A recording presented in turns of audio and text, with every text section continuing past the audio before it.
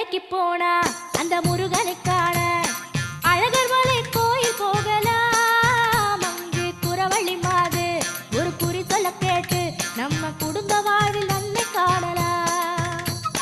சிலம்பாறு சிலு சிலுக்கும் அழகு பொன்மலை, சிலம்பாறு சிலு சிலுக்கும் அழகு பொன்மலை, அட சுட சுடவே பழம் விளையோ பழமுது போல. மதுரைக்கு போனா அந்த முருகனை காண அழகர் மலை கோயில் போகலாம். அங்கு குறவழி மாது ஒரு குறி சொல்ல கேட்டு நம்ம குடும்ப வாழ்வில் நன்மை காணலாம். வேல் முருகா வேல் முருகா வேல் முருகா வேல், வேல் முருகா வேல் முருகா வேல் முருகா வேல்.